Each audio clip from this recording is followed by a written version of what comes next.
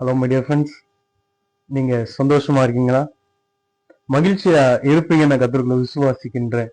இந்த நாளிலும் இந்த புதிய நாள், இந்த காலை வேளையிலே நம்ம கர்த்தருடைய சமூகத்திலே காத்திருக்கிறோம். கர்த்தர் நமக்கு எத்தனை நன்மைகளை செய்திருக்கிறார், எவ்வளவு அதிகமாய் நமக்கு மேன்மை பாராட்டி இருக்கிறார். நாம விழும்போது தூக்கி எடுத்திருக்கிறார்.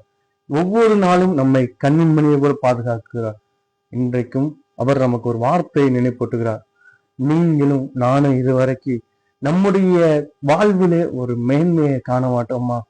ஒரு நன்மையை காண மாட்டோமா? இத்தனை நாள் கண்ணீரோடு போயிட்டு இருக்கோமே, கலக்கங்களோடு போயிட்டு இருக்கோமே, கஷ்டத்தோடு பெரும் பாடுகளை சகித்து கொண்டிருக்கிறோமே, நமக்கு ஒரு மேன்மை வராதா? நன்மைகளை பார்க்க முடியாதுன்னு சொல்லி நாம கலங்கி கொண்டிருப்போம். ஒருவேளை இதுவே தான் என் வாழ்வா இருக்குமோ, இதே நிலைமையில தான் கடைசி வரைக்கும் வாழ போகிறேனா அப்படின்னு சொல்லி நாம கலங்கி கொண்டிருக்கிற சூழ்நிலையும் கர்த்தர் அறிவார். எனவேதான் அவர் இன்றைக்கு அவருடைய வார்த்தையை நினைப்பட்டுகிறார். அப்படின்னா நம்மை அதிசயங்களை காணப்படுவேன் என்று. ஒருவேளை நீங்க யோசிக்கலாம், அதிசயம் என்றால் எப்படி இருக்கும்? நம்முடைய சிந்தனைக்கு அப்பாற்பட்டது கர்த்தர் செய்ய போகிற அதிசயம். ஒருவேளை நீங்க யோசிக்கலாம், இந்த வழியில வருமா? இல்ல நான் இப்படி ஒரு வழியை ஆயத்தப்படுத்தி இருக்கேன், இந்த வழியில நான் சென்று கொண்டிருக்கேன், இந்த வழியில ஆயத்தப்படுத்தி இருக்கிறேன், இந்த வழியாய் எனக்கு ஆசீர்வாதம் வரும், அதிசயங்களை நான் பார்ப்பேன் அப்படின்னு சொல்லி நீங்க கன்ஃபியூஸ் ஆக வேண்டாம். ஏன்னா கர்த்தர் அதிசயங்களை அதிசயமாய் செய்ய போகிறவர்.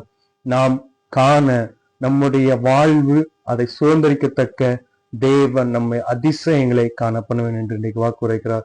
எனவே நாம் சென்று கொண்டிருக்கிற பாதையிலே கலங்காமல் கர்த்தர் கண்டிப்பாக நிச்சயமாய் அதிசயங்களை காண வைப்பார் என்பதை உணர்ந்தவர்களாய் நம்முடைய வாழ்வினுடைய போராட்டங்கள், கலக்கமான சூழ்நிலைகள், பிரச்சனைகள், பாடுகள் எல்லாவற்றையும் கடந்து கர்த்தர் நமக்காக உண்டு பண்ணி வைத்திருக்கிற அந்த அதிசயங்களை நம்முடைய கண்கள் காணுவதற்கு கர்த்தர் நமக்கு உறுதுணையாய் இருப்பார் என்று இன்றைக்கு நினைப்பூட்டுகிறார்.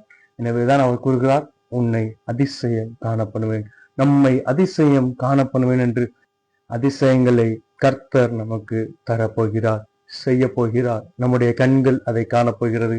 எனவே மகிழ்ச்சியோடு நம்முடைய பிரச்சனைகள், பாடுகளிலிருந்து, கலக்கங்களிலிருந்து விடுபட்டவர்களாய் கர்த்தர் நம்ம விடுவிக்க போகிறார் என்பதை உணர்ந்தவர்களாய் அதிசயங்களை சுதந்திரிக்க போகிறோம், அதிசயங்களை காண போகிறோம் என்பதை அறிந்தவர்கள் இந்த நாளை சந்தோஷத்தோடு மகிழ்ச்சியோடு துவக்கும். தேவன் தாம் நம்மை ஆசீர்வதிப்பார். God bless you all.